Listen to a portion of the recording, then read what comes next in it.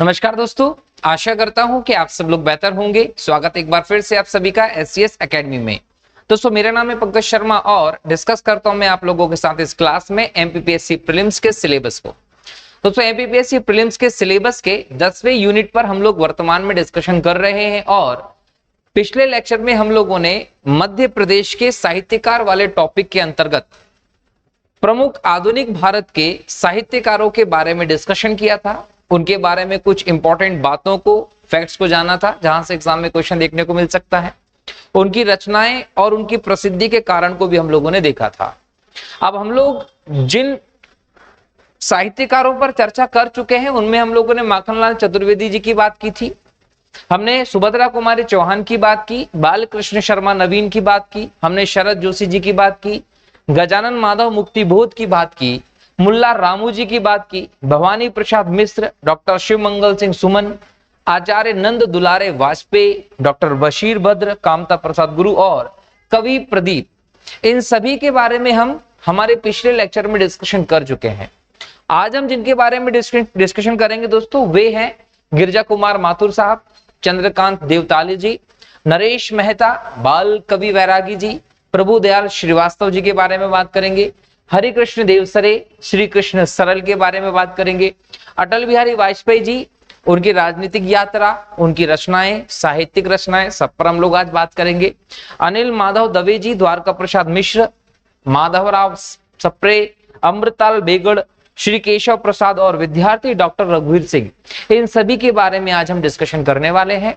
सभी की इंपॉर्टेंट बातें भी देखेंगे, रचनाएं भी देखेंगे और देखेंगे कि क्वेश्चन कैसे बनेंगे इन लोगों से। सबसे पहले हम बात करेंगे गिरिजा कुमार माथुर। गिरिजा कुमार माथुर साहब जो है, इनका जन्म हुआ है 22 अगस्त 1919 को। कहां हुआ है? अशोकनगर में हुआ और 10 जनवरी 1994 को इनकी मृत्यु हो गई थी। दोस्तों, इनको साहित्य अकादमी पुरस्कार दिया गया। इनका कविता संग्रह रहा जो इन्होंने 1991 में लिखा था। उस कविता संग्रह का शीर्षक है वक्त के हूं सामने के लिए। इसके अलावा इन्हें व्यास सम्मान मिला 1993 में। व्यास सम्मान इनकी साहित्यिक उपलब्धियों के लिए इन्हें दिया गया था। इनका लोकप्रिय गीत है हम होंगे कामयाब। देखिए, हम हर बार या तो 26 जनवरी के दिन की बात करें, गणतंत्र दिवस की, या 15 अगस्त के दिन की बात करें, विशेष तौर पर बच्चों के द्वारा ये गाना जरूर गाया जाता है। कौन सा गाना? हम होंगे कामयाब एक दिन। ये गाना जो है ये ऐसे ही प्रचलित नहीं हुआ।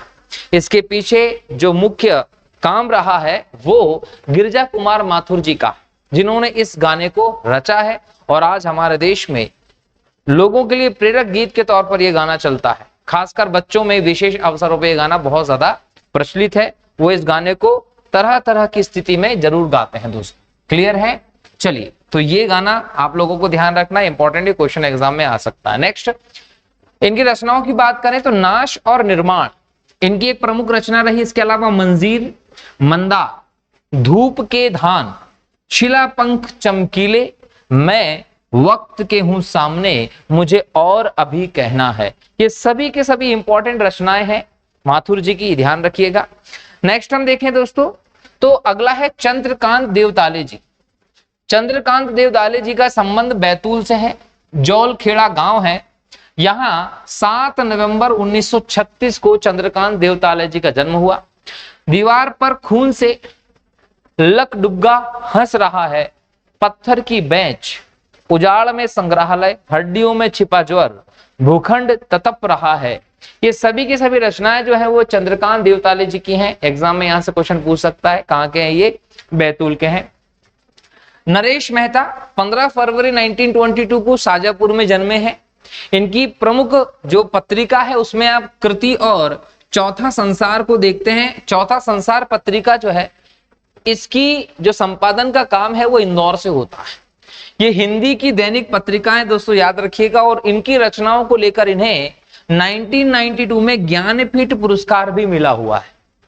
इनकी प्रमुख रचनाओं में चैत्या, यह पथ बंधु था, प्रसाद पर्व, अरण्य पुरुष, बोलने दो चीड़ को, हम अनिकेतन, ये प्रमुख रचनाएं हैं। 22 नवंबर सन 2000 को इनकी मृत्यु हो जाती है। दोस्तों, ध्यान रखिएगा। इनका संबंध कहां से था? शाजापुर से था। क्वेश्चन में आ सकता है। नेक्स्ट है बाल कवि बैरागी। बाल कवि बैरागी का जन्म होता है 10 फरवरी 1931 को मंदसौर में। ये एक इंपॉर्टेंट कवि है। एग्जाम में क्वेश्चन पूछ सकते हैं। मंदसौर से संबंधित इनका वास्तविक नाम नंदराम दास था और निधन इनका 13 मई 2018 को हुआ। इनकी रचनाओं को देखें तो भावी रक्षक देश के, अपनी गंध नहीं बेचूंगा, दो टूक सारा देश हमारा, चांद में धब्बा, ये इनकी प्रमुख रचनाएं हैं, याद रखेगा। इसके अलावा हम देखें तो विश्वास, आकाश, झर गए पात, गन्ने मेरे भाई मेरे देश के लाल और नौजवान आवरे, ये इनकी प्रमुख रचनाएं रही हैं। इसके बाद देखें प्रभुदयाल श्रीवास्तव, 4 अगस्त 1944 को धर्मपुरा दमोह में इनका जन्म होता है। पुरस्कार की बात करें तो राष्ट्रीय राजभाषा पीठ इलाहाबाद के द्वारा भारतीय रत्न पुरस्कार दिया गया है, भारतीय भूषण सम्मान इनको दिया गया है और इनकी रचनाओं में दूसरी लाइन और बचपन गीत सुनाता चल, ये इंपॉर्टेंट रही हैं। हरे कृष्ण देव सरे नागौद सतना से संबंधित है दोस्तों। 3 मार्च 1940 को यहाँ इनका जन्म हुआ था और 250 से अधिक पुस्तकों का इन्होंने लेखन का काम किया था। साथ ही साथ पराग बाल पत्रिका के संपादन का काम भी हरिकृष्ण देव सरे जी ने किया। डाकू का बेटा, मील के पहले पत्थर, स्वान यात्रा, प्रथम दीप स्तंभ, दूसरे ग्रह के गुप्तचर। इसके अलावा हम देखें तो स्वान यात्रा के बाद घना जंगल.com, उड़ती तश्तरियां और लाविनी, ये इनकी प्रमुख रचनाएं हैं। नेक्स्ट हम देखें श्री कृष्ण सरल। श्री कृष्ण पुरस्कार जो है वो साहित्य अकादमी मध्य प्रदेश द्वारा दिया जाता है। ये श्री कृष्ण पुरस्कार जो है वो श्री कृष्ण सरल के नाम पर ही दिया जाता है दोस्तों। तो सोच लीजिए कि इनके नाम पर मध्य प्रदेश सरकार का एक पुरस्कार भी दिया जाता है साहित्य के क्षेत्र में, तो कितना बड़ा नाम ये रहे हैं। इनकी रचनाओं में अगर हम उपन्यास की बात करें तो चटगांव का सूर्य, चंद्रशेखर आजाद, राजगुरु, बाधा जतिन, देखिए ये तीनों की तीनों इंपॉर्टेंट रचनाएं हैं। चंद्रशेखर आजाद पर भी इनके उपन्यास है, राजगुरु पर भी इनका उपन्यास है और बाघा जतिन पर भी इनका उपन्यास हमें देखने को मिलता है। ये निबंध संग्रह की बात करें तो अनमोल वचन, जियो तो ऐसे जियो, युवकों से 2-2 बातें, जीवन रहस्य, मेरी सृजन यात्रा, विचार और विचारक जैसे निबंध संग्रह इन्होंने लिखे हैं। महाकाव्य की बात करें तो चंद्रशेखर आजाद इनका महाकाव्य था, भगत सिंह, सुभाष चंद्र, बागी करतार सिंह, क्रांति ज्वाला कामा, ये सभी के सभी इनके क्या रहे हैं दोस्तों, महाकाव्य रहे हैं। इसके अलावा अंबेडकर दर्शन, स्वराज तिलक, विवेक श्री और जय सुभाष भी इनके महाकाव्य हैं। इनके काव्य संग्रह की बात करें तो किरण कुसुम, काव्य गीता, राष्ट्र वीणा, क्रांति गंगा, वतन हमारा, हेडमास्टर जी का पजामा, ये इनकी प्रमुख बोल सकते हैं रचनाएं नहीं है। और अन्य रचनाओं की बात करें तो क्रांतिकारी कोश, इतिहास पुरुष, सुभाष, महाबली और जय हिंद इनकी अन्य रचनाएं रही हैं। तो यहाँ हम जब बात करते हैं दोस्तों किसकी बात कर रहे हैं, तो यहाँ श्री कृष्ण सरल की बात करें तो चूंकि इतने सारे उपन्यास, कहानियां, काव्य संग्रह, निबंध संग्रह जैसी रचनाएं इन्होंने की हैं, एक बहुत बड़ा नाम हमें साहित्य के क्षेत्र में दिखाई पड़ता है मध्य प्रदेश में। इसलिए इनके नाम पर मध्य प्रदेश में अकादमी, साहित्य अकादमी में हम देखें तो श्री कृष्ण पुरस्कार जो है वो दिया जाता है दोस्तों। इसके बाद हम देखें तो यहां पर आपको देखने को मिलेगा दोस्तों अटल बिहारी वाजपेयी जी।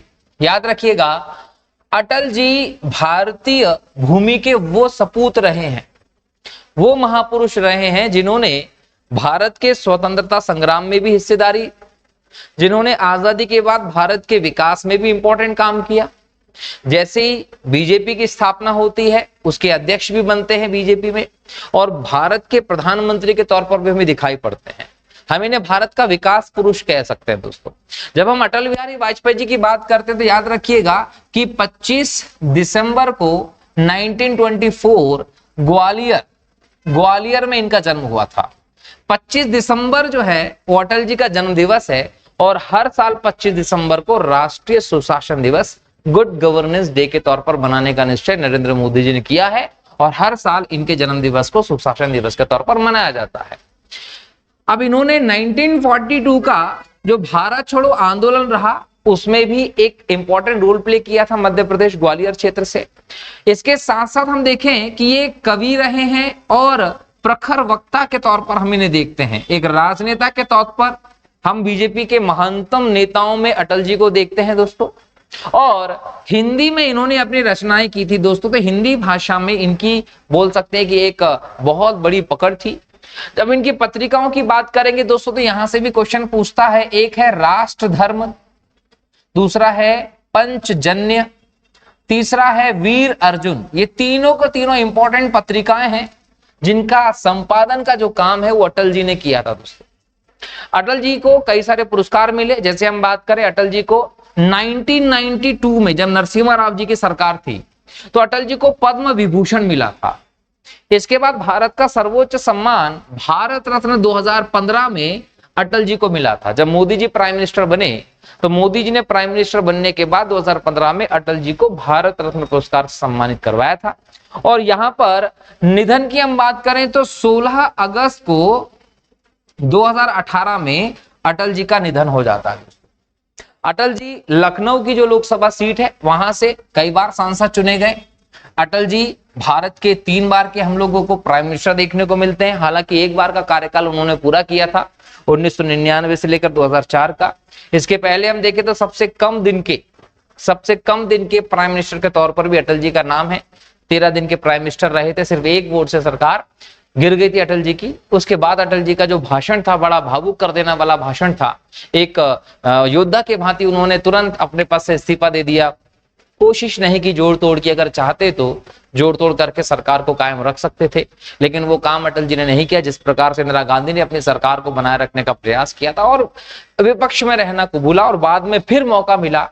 अटल जी ने 1999 से 2004 तक अपना शासन किया। और इस शासन के दौरान हम देखें, सर्व शिक्षा अभियान की बात करें, स्वर्णिम चतुर्भुज योजना की बात करें, प्रधानमंत्री ग्राम सड़क योजना की बात करें, ऐसे विकासात्मक काम किए। साथ ही साथ पोखरण परमाणु परीक्षण करके भारत को परमाणु शक्ति संपन्न राष्ट्र भी घोषित किया था अटल जी ने। तो ये अटल जी की बहुत बड़ी उपलब्धियां रही हैं। अगर अटल जी की उपलब्धियों को मैं इस क्लास में डिस्कस करूंगा तो हमारा पूरा लेक्चर इसी में हो जाएगा। लेकिन फिलहाल हम अटल जी की साहित्यिक रचनाओं पर बात करें तो मृत्यु या हत्या, मेरी 51 कविताएं, अमर आग है, राजनीति की रपटीली राह, संसद में 3 दशक, रग रग हिंदू मेरा परिचय, अमर बलिदान, कैदी कविराय की कुंडलियां, ये सभी के सभी इंपॉर्टेंट रचनाएं अटल बिहारी वाजपेयी जी की है। याद रख लीजिएगा, यहां से एग्जाम में आपसे क्वेश्चन पूछे जा सकते हैं और पहले भी पूछे गए। क्लियर है? चलिए नेक्स्ट बात करें अनिल माधव दवे जी। 6 जुलाई 1956 को बड़नगर उज्जैन में इनका जन्म हुआ था। पूर्व राज्यसभा सदस्य रहे हैं मध्य प्रदेश के, पर्यावरणविद रहे हैं और हिंदी के प्रसिद्ध लेखक रहे हैं। इनकी रचनाओं में नर्मदा समग्र 2009 की है, शिवाजी व सुराज 2012 की है, सृजन से विसर्जन उत्तम मानव निर्माण के लिए हिंदू संस्कार 2005। इनका निधन 18 मई 2017 को हो गया था, ये भी ध्यान रखिएगा। नेक्स्ट हम देखें तो द्वारका प्रसाद मिश्र। देखिए द्वारिका प्रसाद मिश्र हिंदी जगत में हम देखें तो एक बहुत बड़ा नाम है, जिन्होंने कहीं ना कहीं इस भाषा जगत में अपना बहुत बड़ी उपलब्धि हासिल की है। अगर हम देखें द्वारका प्रसाद जी की तो 5 अगस्त 1901 को इनका जन्म हुआ। जन्म कहाँ हुआ था तो उन्नाव में हुआ था, ये यूपी में है। और इन्होंने लगभग 30 सितंबर 1963 से लेकर 29 जुलाई 1967 तक मध्य प्रदेश के सीएम के तौर पर भी काम किया है। तो द्वारका प्रसाद मिश्र जी ने 5 अगस्त 1901 को जन्म के बाद हम देखें आगे जाकर 30 सितंबर 1963 से 29 जुलाई 1967 के बीच में मध्य प्रदेश के मुख्यमंत्री के तौर पर काम किया। 5 मई 1988 को इनकी मृत्यु हुई। कृष्णायन महाकाव्य, इसके अलावा लिविंग एन एरा आत्मकथा जो है वो द्वारका प्रसाद मिश्र की है। यहां से एग्जाम में क्वेश्चन पूछा जाता है दोस्तों। क्लियर? नेक्स्ट हम देखें तो माधव राव सप्रे 1978 में पथरिया दमोह में इनका जन्म होता है। छत्तीसगढ़ मित्र नामक मासिक पत्रिका का प्रकाशन किया। लोकमान्य तिलक के मराठी भाषा के केसरी पत्र का हिंदी भाषा के रूप में प्रकाशन का काम किया था माधवराव सप्रे जी ने। कहानी एक टोकरी भर मिट्टी की, ये इनकी प्रमुख कहानी रही जिसकी वजह से इनको प्रसिद्धि मिली है। इसको मध्य प्रदेश में हिंदी की प्रथम कहानी भी माना जाता है। महाभारत मीमांसा हिंदी दासबोध एक टोकरी भर मिट्टी, ये माधवराव सप्रे जी की प्रमुख रचनाएं रही हैं दोस्तों। नेक्स्ट है अमृतलाल वेगड़े। 3 अक्टूबर 1928 को जबलपुर में इनका जन्म होता है। 2004 में इनको साहित्य अकादमी पुरस्कार दिया जाता है इनकी साहित्य रचनाओं के आधार पर। 6 जुलाई 2018 को इनका निधन होता है। और तीरे तीरे नर्मदा, सौंदर्य की देवी नर्मदा, अमृतस्य नर्मदा, नर्मदा तुम कितनी सुंदर हो, मतलब नर्मदा मैया को लेकर इन्होंने अपनी रचनाएं की है चारों के चारों, ये ध्यान रखिएगा।